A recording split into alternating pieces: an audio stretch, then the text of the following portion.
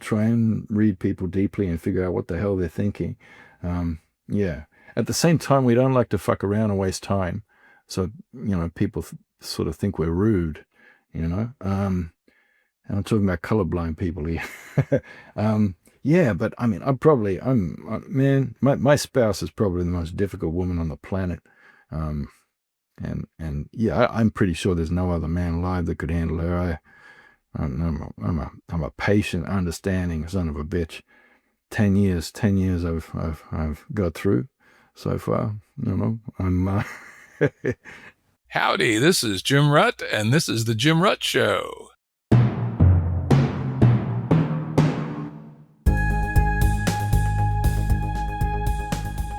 This episode is one of a series I'm doing on the worldviews of thinkers and doers. The premise is simple. I want to map how they actually see the universe and their place in it, not just dig into their latest book or project, but explore the scaffolding underneath. Enjoy this opportunity to look backstage at the minds of some of my favorite people. Today's guest is Tyson Yunkaporta, an Indigenous Australian scholar. He's a research fellow at Deakin University in Melbourne, and his multidisciplinary approach combines traditional Indigenous practices with contemporary academic frameworks. Welcome back, Tyson. Yo, that's so good to be back. Yeah, one of my very favorite people. We got our body of work there almost with, what have we had, 4 rounds? I'm going to read off some of the episodes. We've had quite a few. Yeah. More than I thought, but yeah, we've certainly had some excellent yarning over the years. A little bit more detail about Tyson. He's a member of the Apalech clan in far north Queensland, Australia.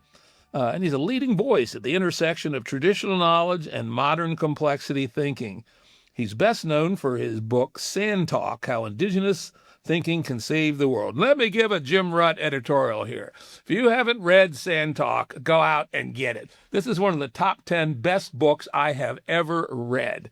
Not only does it make you think differently and bring some things forward that you've never even thought about thinking about, but it's also a great work of art. It's truly a beautifully written book. I probably recommended it to 1,000 people over the years. So here's another 8,000 people. Go read Sand Talk if you haven't done it. It's a goddamn trilogy is what it is.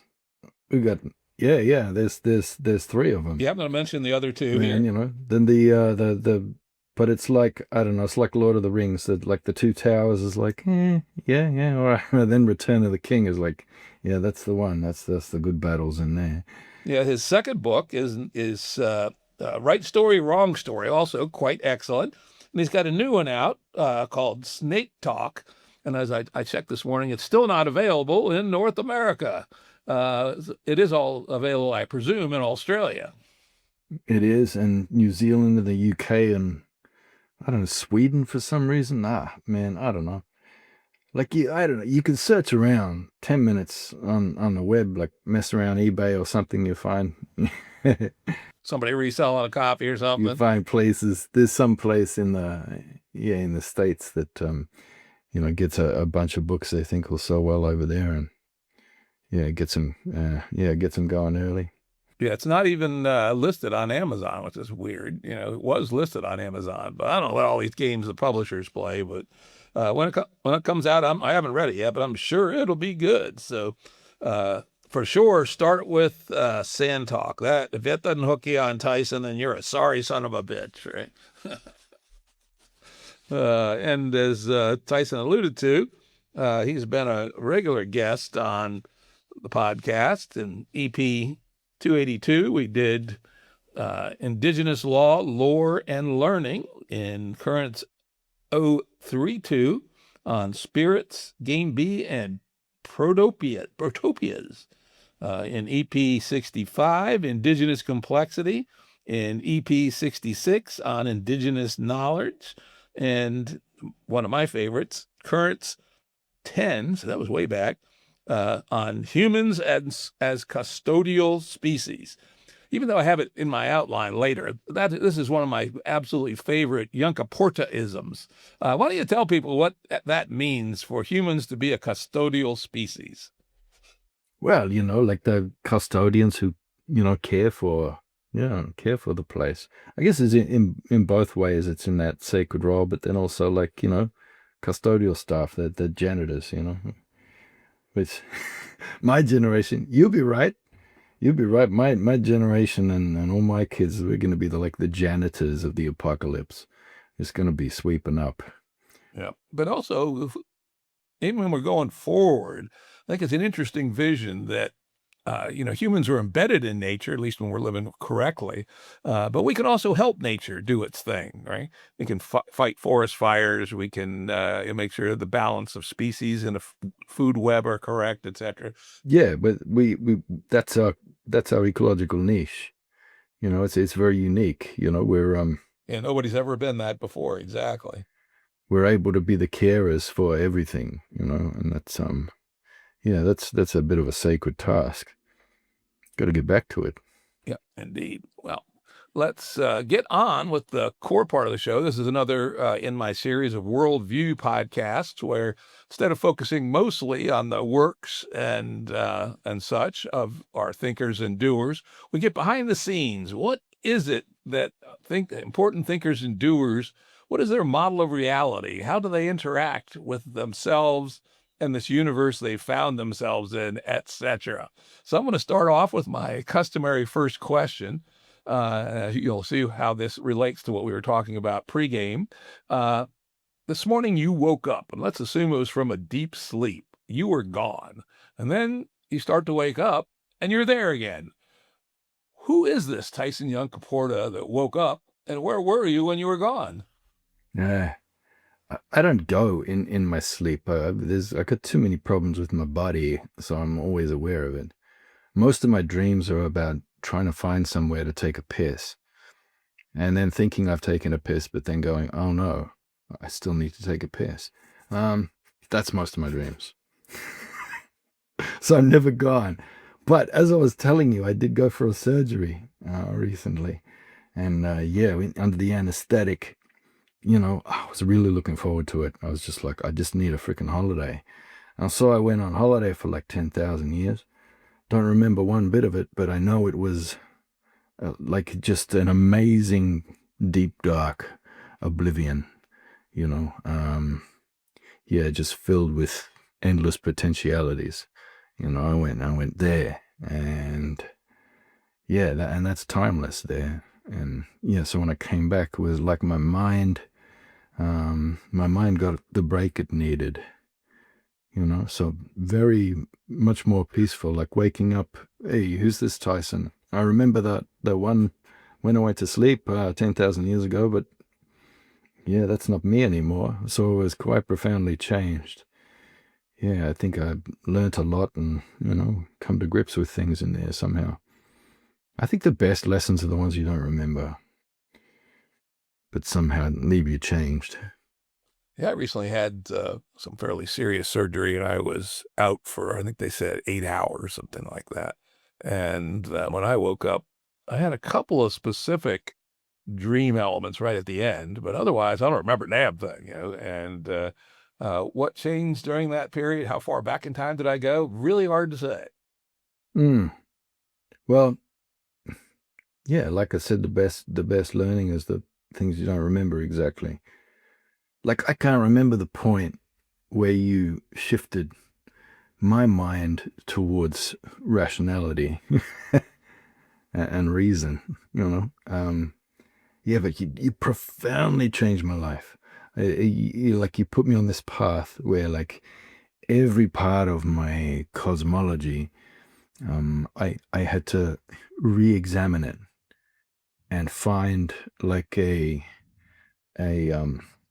evidence-based, explanation for all of these, invisible and things that I've experienced, and that's just part of my daily life and my whole culture, and how else I can explain that scientifically,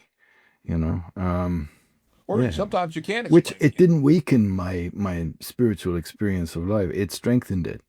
It strengthened it for me to actually find, reasonable explanations for all these things, which I can use as ways to explain them to other people too. But yeah, no, Man, I used to just make claims. Like I'd read one thing in one study and I'd pick the part out of it that I wanted. That was back at the time when that was just starting to become a problem in the world, and set the world on fire. People doing stuff like that. Oh, yeah. So anyway, you inspired me to start studying logical fallacies as well, and just logic in general.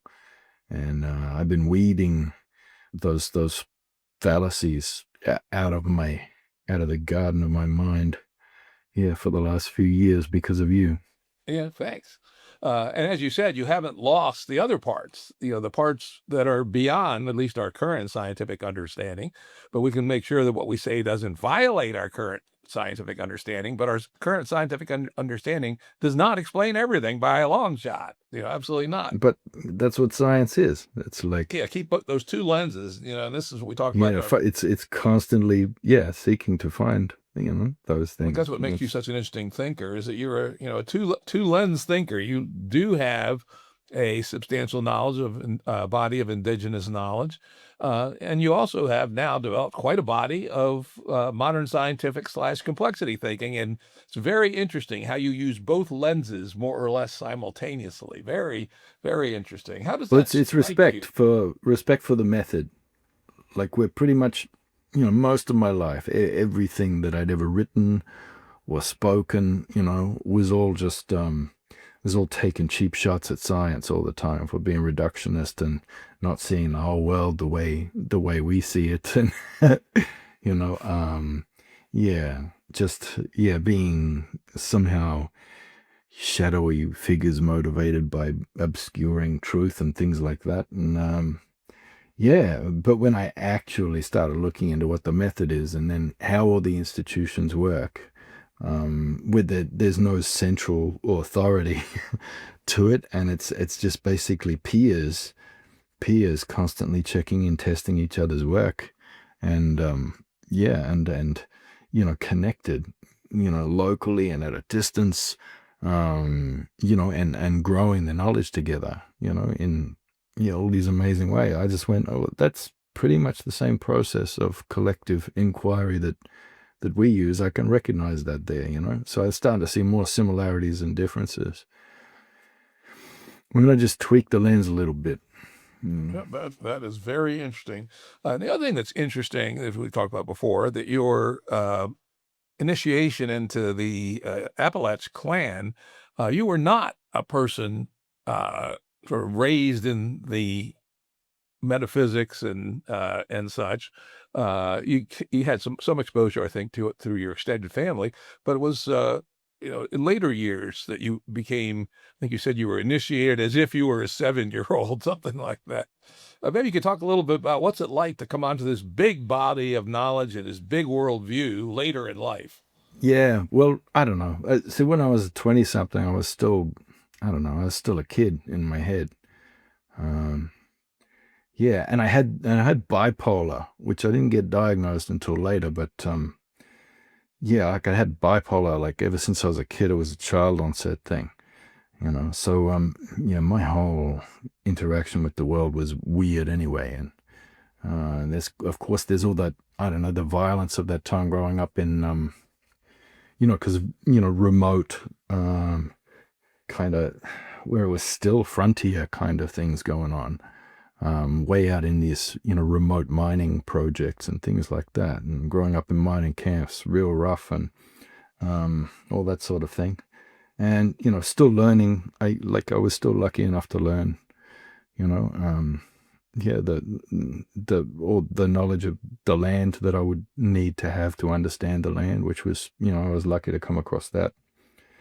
And then, in my late teens and yeah, 20s, like right up until the 90s almost. Yeah, right up and into the into the 90s, I was like, spending a lot of time with, lots of different peoples, and even back to the ancestral families. The last two of them passed away eventually, and yeah, I was just sort of kind of finished up alone with all this fragmentary knowledge, and I thought I knew quite a bit. So, like I'd be running around like playing the didgeridoo and all that kind of thing, because it's like, hey, that's what we do. And drinking heaps and saying, oh, that's what we do, and fighting heaps, and yeah, that's what we do. Yeah, but yeah, and then I landed sort of, like a completely disconnected, solitary person in the universe. Yeah, and yeah, we got there was an old lady there who sung through all the song lines going back to my traditional homeland, which just, it blew my mind, because somehow she knew where I was from. And yeah, and she talked about the songline that connects South Australian peoples right up to the top to Cape York. And they're different languages, but they're still in this Bamanyungan group. So the Nunga, languages down there, connected with the Pama languages here at some stage, and fused into a combination of the both. And this is a songline that explained that. It was these white and brown owl people who traveled up and married in up there. And yeah, and she saw that and saw, how I'd lost my family and all the rest, and just went, yep, and yeah, brought me in, and then, adopted in, yeah, to Yunkaportas. And I had to, I don't know, everything I thought I knew, I was like, oh man, I'm like, there's freaking 8-year-olds who know more than me. Like, I thought I knew some stuff, I was like, hunting, tracking, I got it all down. I play the didgeridoo, making clapsticks and doing all, paint and feather shit. And yeah, that's not it at all. It's yeah, it's the systems of knowledge, but also the knowledge of systems. That's the thing I didn't have. Like, I had an idea of the information about knowledge systems, but what I didn't have was the knowledge of systems. You know what I mean? Yeah, like the systems knowledge. It's a different thing from knowledge systems. Like, being able to read cause and effect relations around you and anticipate based on that. And it's yeah, and so yeah, they kind of flogged that worldview into me until I could see it properly, and off we go. I had an advantage, though. I had a biological advantage, which is uncommon in our communities. But I had color blindness. And color blindness is like, it gives you a lot of those gifts. You have capacities for, because of the way you process light, visually. You, oh man, you should look it up. It's amazing. The gifts of color blindness. You're able to process visual information in much more complex ways and see things that other people aren't seeing. And you can have, a really good, strong focus. Like, you focus really well. And you can see things that other people can't see, because everyone's always bloody distracted by all these freaking colors everywhere, but you not at all. Also, we spend about half as much money as everybody else, colorblind people, because we're not really attracted to anything. It's just all these people seeing all these colorful things they want to buy. We don't buy shit. It's like, you've been seeing me in this black t-shirt for the last 5 years. Yeah. Yeah, it's we don't really care about that stuff, so we save more money than everyone else. And but we also, because we're constantly having to be like putting ourselves in the shoe of everyone else to know, like, what the hell are they seeing, when they talk about feeling blue, and so you have to really inhabit their point of view to figure out what they're feeling. And so we end up becoming more empathetic sort of people. So anyway, I had a bit of a leg up in coming into our traditional systems knowledge, the knowledge of systems and how to read them and flow with them. And that's it. That's what you need to be embedded, embedded in your field, context, landscape in creation. Yeah, you have to feel your way into that. Yeah, I'm going to check with my younger brother. He is profoundly colorblind. He has both the green, red, and what is it, yellow, purple, or something. So he sees everything is gray, not just confusing red and green. And he's been a very successful guy in life, and a charming, hilarious character. I'm gonna have to, I never actually talked to him much about being colorblind, other than how he managed to navigate landing a job for which colorblindness was a disqualifying condition, how he managed to beat that. But I never really talked to him about it philosophically. I'll do that next time I chat with him, probably next week. That's kind of interesting. Well, your military over there, like traditionally, they used to seek out and recruit colorblind people, not to be pilots, obviously, but to read like the topographical maps and images, because they would see things that other people don't see. Like in the same way, if I'm walking, even with like, really, really wise elders and everything else, if we're walking, they don't see the snake in the grass, because it's camouflaged, but I do see it, because it's a textural and contrast thing. Yeah, so you see it. I don't know. That's really cool. But the main thing is that we, statistically, we have longer marriages. Yeah. That's probably because you can't see the hickeys on your spouse's neck. That's probably why. That's it. No, it's the empathy thing. It's having to like really try and read people deeply and figure out what the hell they're thinking. Yeah. At the same time, we don't like to fuck around and waste time. So, people sort of think we're rude, and I'm talking about colorblind people here. Yeah, but I mean, man, my spouse is probably the most difficult woman on the planet. And yeah, I'm pretty sure there's no other man alive that could handle her.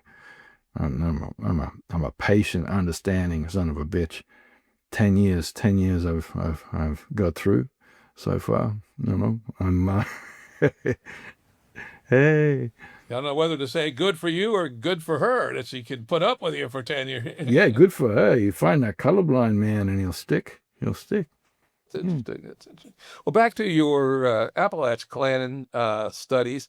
You said in one of our podcasts, I don't remember which one, that a key part of the acculturation of a young man is to go through a ordeal ritual at the age of 14, 15. Were you able to do that? Or was that part of your being a kid that you never made it there?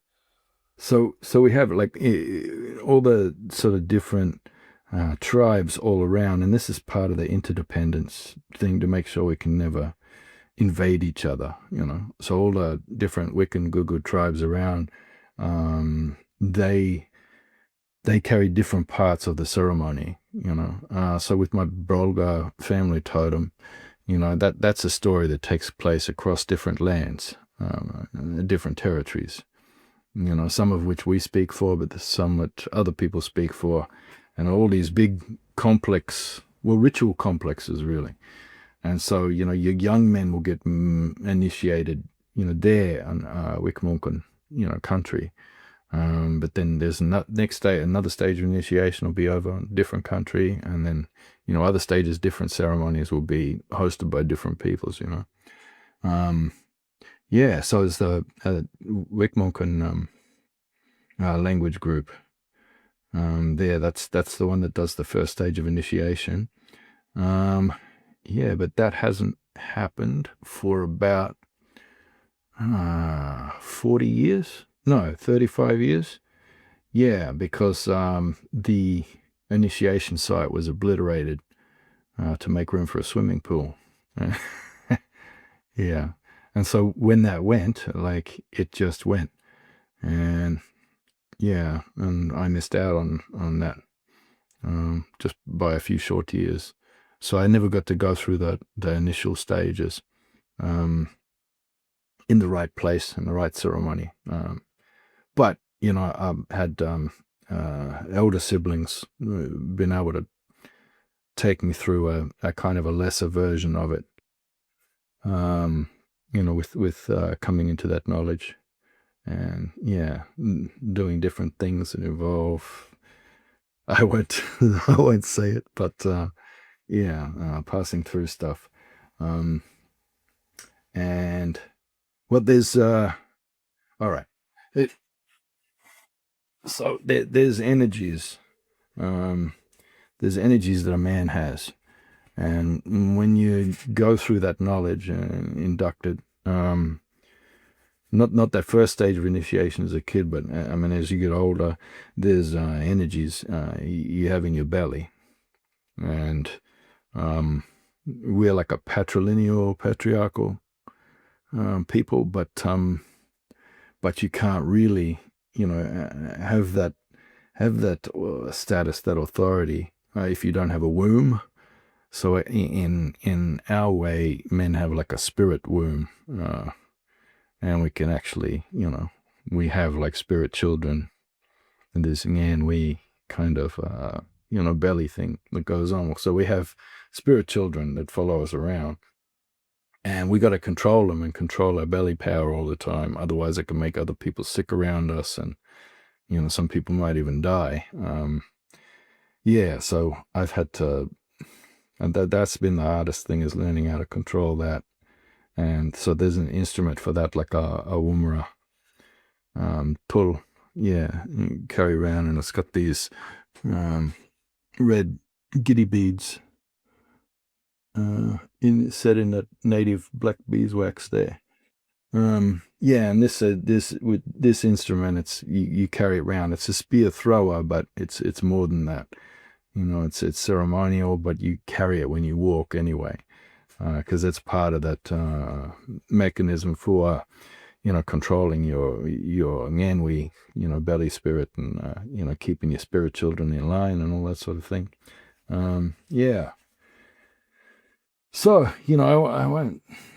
Can't say much about like the secret side of things, but suffice to say there is a lot of I guess what would look like gender bending stuff that goes on. How did it change your worldview, to get back to our nominal topic here? How did you, or maybe since you didn't go through it all, but people who have, could you tell how that has changed their way of relating to the world? Yeah, well, it's funny. Like, I don't know, there's something different because when you talk to the older people who went through with the first, second, third stages of initiation, and you see how their scarification was done, and you see what they know and how they move in the world, and just their eyes, and you look and you see there's sort of something that's missing with a lot of people, and I think a few people are still doing that right now. But I don't know. I know a lot of people further south who go through all that ceremony and or a version of it. Like they've had to change things because things were lost. And I don't know. It's not the same. They don't have the same. They don't have that same look, and they don't have that same power. And they don't really know what I'm talking about when I talk about, the valley stuff. I don't know. It's a different world. People get proud in themselves. Well, but it's different from that. It's like people are an image now, and that's in our way. So image is the same word as for ghost. Like that part of you, that's the shadow spirit. So the shadow spirit part that's not that bit that lasts forever. That's just all your attachments and ego and longings and gripes and bloody belligerence and all that sort of stuff. You know what I mean? And so when you get I don't know, you take an image of something like, I don't know, so this swamp hen here, like sacred sculpture. It's there's not too many of them, so that's still has that totemic power of that bird. Um, but there are other ones that are really popular, for art collectors and artifact collectors, and so people started making hundreds of them. So when that image is replicated too many times, then it's part of the spirit of that entity is in each image, and when it gets replicated, it loses its power because suddenly its spirit's divided into all these images. Which is the same thing. A photo of you, it's part of your spirit, like an image, that's made. Yeah, and I don't know. I feel like people have so many images of themselves that are just in the cloud, like replicating infinitely. And I feel like somehow, because I saw this happen, yeah, I saw this happen because I only got my first mobile phone ever in 2016. It was the first time I got a mobile phone. And so I got to watch everybody over a decade, like, change. And they changed until they weren't in themselves. They were a picture. They were an image. Like, yeah. It's hard to explain, but it's like they're not completely there. Like not really there and not really in the field, the context. There anyway. So yeah. And so I don't know. You see a lot of people that performing wisdom and performing ceremony and stuff like that. But would you contrast performing with something else? I think you said performing in a way. Well, I think people are really self-aware. Like, so for me, like back up home, if there's ceremony, even if it's just funeral, things where we're singing somebody's ancestral spirit back to country and that big spirit away, then you're in. It's just that clapping and that sound. It feels really different from what I see in a lot of other places. But also that I recognize too in a lot of places. Like you see it, you know it when it's real, and when people are losing themselves into the collective. When people are becoming like one, what we call one belly, not which is like one mind, but your think feel together, all your bellies are connected, and when that happens for real.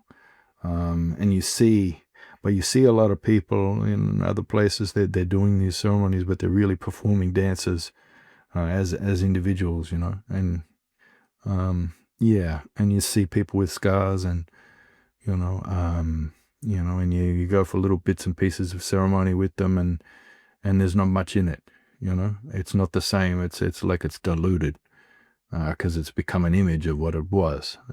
Yeah, and I guess yeah, I don't know. So my old people, at least they had the integrity of going, well, no, that's finished now. That we can't do that ceremony anymore because that tree was cut down and that place was dug up. So that site's gone. Or how about we've all posted 16,000 images each to Instagram and no longer have enough depth of personality, right? Oh, my cousin like became a viral meme because he just like opened a TikTok account on his phone. He didn't know what he was doing, and he didn't know he was recording himself, but it's just him looking at the camera while he's trying to figure out how to use it. And anyway, it ended up someone found it online, and so he became the FaceTime prank guy. So yeah, people were just putting that image on their FaceTime thing, and they'd like so a girl would put it on there and she'd call her father, and her father would just be seeing this weird, indigenous face there, like not saying anything. And anyway, they record the reactions of the people going, "What have you done with my daughter?" Saying some horrendous things. Yeah. Anyway, but that went viral, and ended up there was a meme coin about him and all this kind of thing. And I don't know. People were like mostly angry. Like a lot of people, there was backlash going, "That's so racist. That's racist." For me, I was like just worried, like, oh my god, his image is just being just endlessly replicated. People were making AI videos of him, like showing him as a mass murderer, tying up white people in his basement to sort of murder ritually or something. And it was weird. There was lots of AI videos going around. And Missed all that. Of course, I don't tend to watch that stuff, but yeah, that's the bizarre thing about this network we live in. Anything can happen. yeah, it just hit pretty hard, and all of a sudden it's like, hey, do you know Cousin Eric's? Like, oh my god. 3 million views or 10 million views or whatever. Couldn't do anything about it, but it's just like, I don't know. He hasn't been the same since. He sort of went up and down. Yeah, I just think about what does that do to your spirit? I mean, yeah. We can't even we can't have a photo around of someone if they've passed away, like for about 6 months or a year. Because that's part of their spirit, and we can't say their name, because the name is like their image too, part of their spirit, and that just lingers, it keeps them sniffing around for a long time. And that part's just got to dissolve, because it's all the sort of, the attachment parts. It's like that ego part. So when you do your ego death, it's like you're setting aside that shadow spirit for a bit. And a lot of people go, well, that's who I am, Anyway, so that's a long way around it. When I kind of meandered there. But that's sort of what I see when, it's real and when it's not real. So yeah, like some people are really high level initiates, but they're also like they're also ice addicts, you know. Yeah, and you wonder where they went. It's a strange world. I'm quite happy. I'm quite happy being a low level marginal person in every culture I interact with, including my home culture. Yeah, I don't feel like the need to be, somebody who's, the top dog around or anything like that. Which basically, like our entire governance is about not having any top dogs. So I kind of feel like that's the right way. So I do that. Yeah. I've done a lot of study of forager people and their methods of organizing their social operating system. And uniformly, without exception, they have built-in mechanisms to avoid dominant individuals, right? And we lost that when we invented agriculture, and dominators could hire henchmen to enforce their will on other people. But before invention of sedentary agriculture, no forager people on Earth tolerated a big man, not for long. They'd laugh at him, then they'd ignore him, or first they'd ignore him, then they'd laugh at him. Then, 3 or 4 of them would come together and try to counsel him. If that didn't work, they'd exile him. And if he came back, they'd kill him, right? Yeah, that's it. That's it. I mean, it's we call it an Aboriginal law thing, but it's pretty much a human thing. We don't like bosses. Yeah, we don't like bosses. At least we didn't like bosses. Somehow the bosses tricked us at the invention of agriculture so that bosses became a legitimate thing. It's one of the biggest wrong turns humanity ever made was tolerating big men. Yep, and that's it, because then you're stuck. Yeah, you're stuck. It's hard to get rid of them, especially once they get their henchmen. They got 100 guys to do their will. Really hard to get rid of them.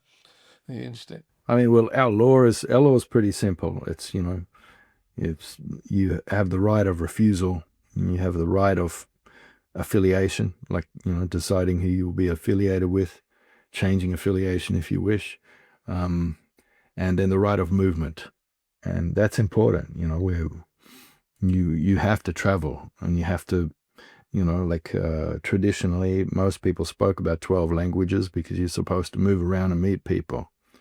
And you're supposed to marry in, far from home and, with your neighbors, because that's what makes things interdependent. You marry in, you adopt across, and that's how you end up with, an Australian map that has like 1,000 different tribal territories on it, all small ones, like a little patchwork quilt. Nobody big and taking over other ones. Because, you don't do that. You can't invade people and wipe them out or have big wars. You can have battles, but you can't have wars when you're interdependent in that way. So that's the whole thing. It's also good biologically in that it provides genetic diversity. Yeah. And look, and that's a whole, like, I don't know, that's the core of my worldview. I think it's about borders and what borders are. Borders are sites of celebration and welcome and trade and exchange. They're sites of increase. They're sites for facilitating access and for enriching, each other's places. That's what borders are. They're places that are made strong by, they're not just permeable. I mean, they're something you pass through that makes your relationship stronger. Yes, basically what every ceremony, across groups has ever been. Like I was saying before, the initiation stages, for all these, neighboring tribes here, and they take place on different lands and in different languages, ritually. So there was that need, that interdependence. These people keep this part of the ceremony, and these people give that part, and this part of the story. And I don't know, it's really important. And I think more than anything, sex is the thing that kind of drives and binds everything. Sex is the just even for consciousness, even just to exist, it has to be in this sort of consensual relation. The borders that you have around yourself as an individual, and when you meet another person, you are bringing those two borders together, and you're creating like a meeting place, that grows into a fire, like a hearth fire of relation between the two of you. And you have that true sense of the word consensual, which is like feeling together. You have to be thinking, feeling together, and become one belly. And everything only works like that. And it is sexual. Everything's sexual. Like, so right now I'm down in the cold south, 3,500 kilometers from home. And it's winter, So I don't know, everything on the TV is telling me that, the birds and the bees and the mating happens in spring, but it's like, I look around and everything's having sex here in winter. It's like, and there's eggs being, the emu is laying its eggs right now. And there's a big emu in the Milky Way, that shape. He's in the right position now, which, shows that that's what's happening. And that's the time, the eagles are laying eggs and mating, the lyrebirds, the turkeys, all these big birds. And then, but, so what are the pigeons doing? And that just like, this isn't the season when they're copulating, but they're flying in these like erotic murmurations everywhere. This is a season when they do that dance in the sky where they're all murmurating like schools of fish. And it's beautiful. And that, I don't know, creation is like and the spirit of the land is informatic, so it's like a system of signals where one thing is triggering the behavior of the next thing, triggering the behavior of 8 other things. Boom, making those flowers bloom. Boom, that color signaling this and this and this. So, you get all these amazing things happening at once.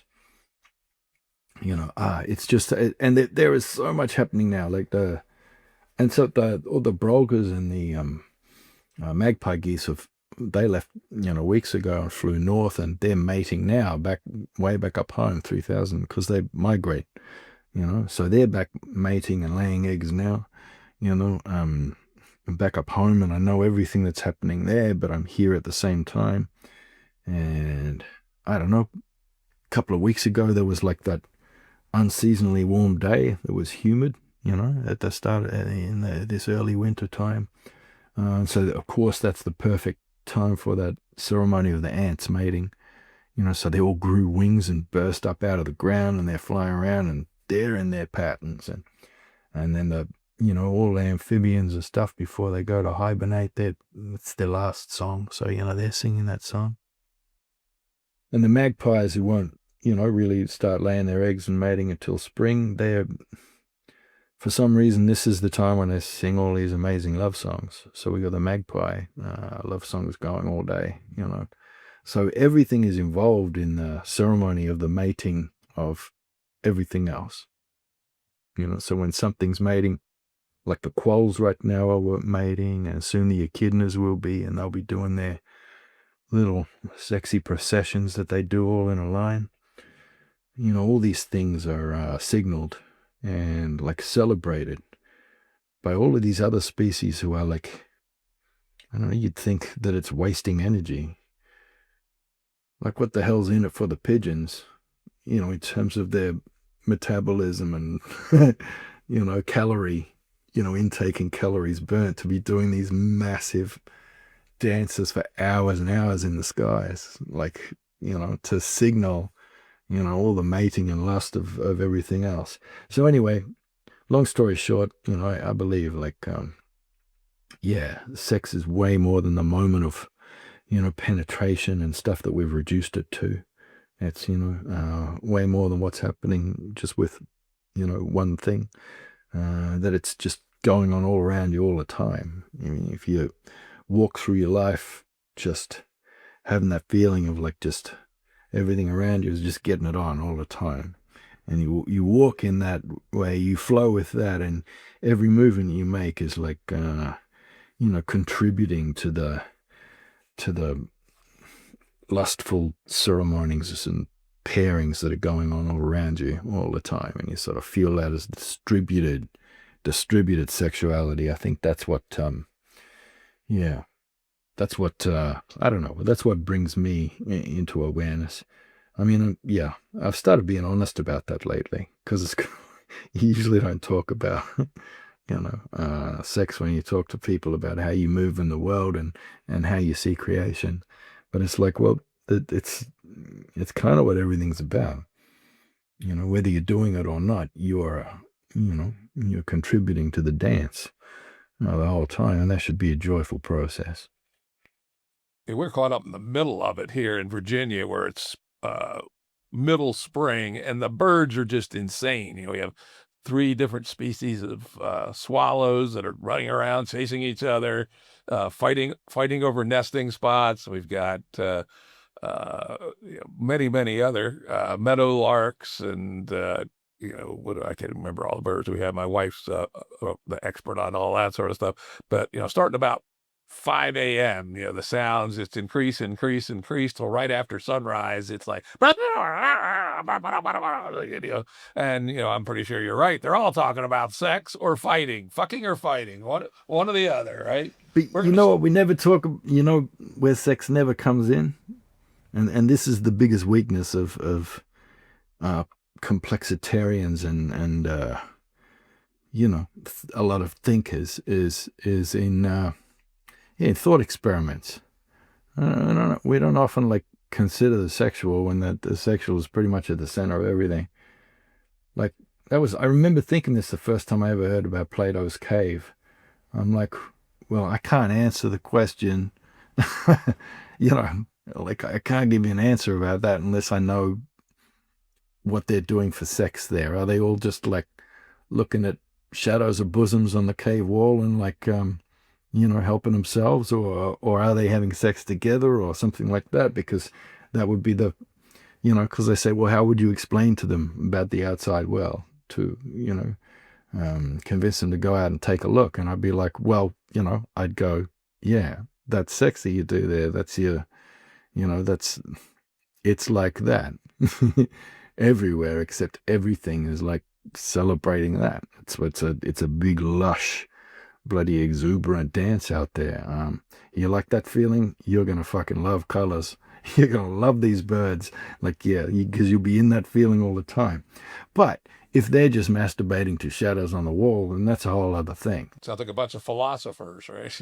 I don't know how dirty the people in the cave would be, but I don't know, that they'd have to wash up a bit or something. But I would definitely have to like very generously go down on one or two of them for a good while, and then like introduce them to that, and then go like, right, did you like that? Well, that's that feeling is all out there. You'll feel it in your eyes, your ears, everything. So get out and enjoy the bliss.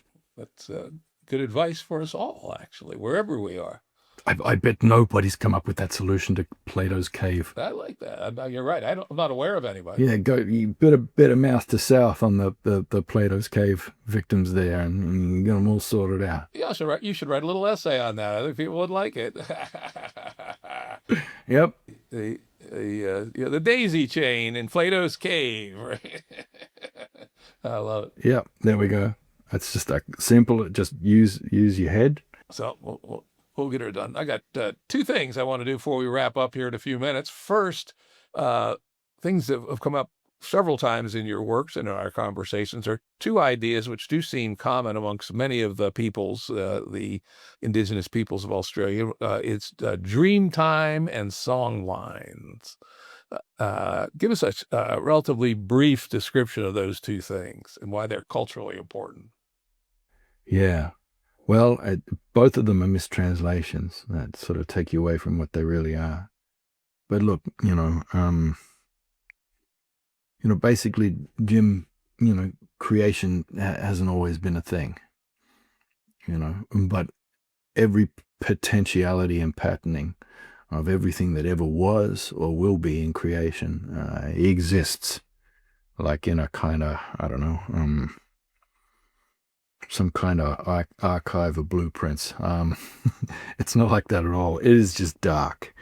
It's just a dark nothing, void, a place of complete peace. But there are shapes in there. There are the designs of everything that ever, has been, is, will be, could have been. Even everything is there. And it's the serpent beings, our serpent entities that are in every human culture. The dragons, the rainbow snakes, so what we would call dreaming entities of dreaming.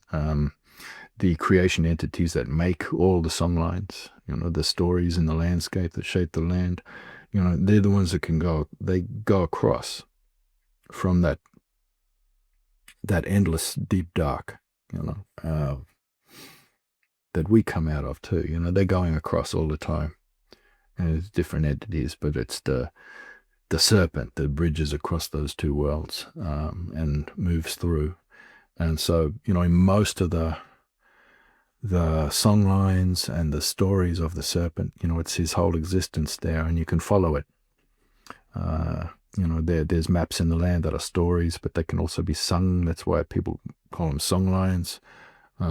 But they change too. They change in different seasons.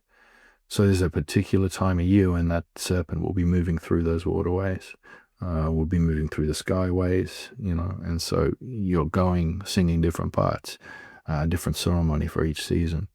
So even if you're in one place, that place changes all the time, because time and place are one thing. So which I guess that led to this kind of mistranslation of dreaming, as being this kind of altered state of consciousness. But you're just kind of in it all the time. You're just in this understanding of the universe as, moving in these ways, and it always correlates and matches up and allows you to predict what's happening in the systems and flows around you. Even often in finance and bloody global politics and stuff like that, if you've got your eyes across enough good data, accurate data, then you can track that. So it's spiritual, but it's also intensely secular, because you don't separate spirit and life, to these different areas. It just is. And, it's as simple as just being informatics, which are invisible, but they happen, these massive webs of cause and effect that, self-organize, and have intelligence, and these are entities and minds of place, and when you have old names for them, and understandings of them, and deeper and deeper layers of story that you can access with, as your knowledge improves, then you can really know these entities for how they move through and then how they change over time. But that serpent, there's always part of the story where he dies. But that's not the end of the story, because, that story is eternal. So, that story goes through all of time. And so it's just a cloud of potential moments that you visit in different moments, different times. So it's not sad that he died, because he just died in that moment. But there's all the other moments, and they still exist. And you revisit them in those seasonal cycles as you move through that story every year, and as you might travel, along those routes, either with your mind or with your feet, along those lines, where those places are. Well, that's good. Yeah, check out my Substack article, Minimum Viable Metaphysics. This is an actual metaphysics that even Jim Rutt can stand behind. It's enough to know the title. That's, I love it. Minimum Viable. Oh, send me that. No, I got to get you Substack. Yeah. All right. Do we want to wrap it here, or do you got time for one more question? Whatever you need. I could go either way. We have plenty of good material here, but I would like to ask you one more question. Yeah, you never know how many yarns we've got left in this world. Yeah, might as well take them while we got them, while we're both on the right side of the sod, as they say around here. Yeah, I don't waste any time. Since I first met you, the thing I found most extraordinary has been this two lens thing that I've talked about, and you have talked about it too. Probably not as much as I've talked about it, which is that you really do see the traditional Aboriginal entities like song lines, etc. And at the same time, you're a rationalist, materialist scientist. What in the world does it feel like to be using those two lenses simultaneously or serially? Well, I can't see them. All right. Here's the metaphor. 3D glasses. You the cinema, remember, and they're just two different color cellophane? It's like asking somebody, what's it like to just see the red lens all the time? And what's it like to just see the blue lens all the time? It's like, oh, what's it like to see them both at once? And it's like, well, you don't see them. But, Alvin and the Chipmunks will pop right out of that screen at you. You got I remember seeing a Star Wars 3D thing in the cinema once, and it was just all these spaceships flying out of me. Yeah, it's kind of like that. I love that. That's an amazing metaphor, actually. It's like I'm not like shifting between two lenses, and I'm putting on my 3D glasses, bro. All right, that works. All right, people, go get your 3D glasses, and we'll talk to Tyson again when his book comes out here in the U.S., assuming we're all still around at the time. So I want to thank Tyson Yunkaporta for an amazingly interesting worldview podcast here on the Jim Rutt Show. Love you, Jim. And don't forget, if you don't read Sand Talk, I'm going to kick your ass.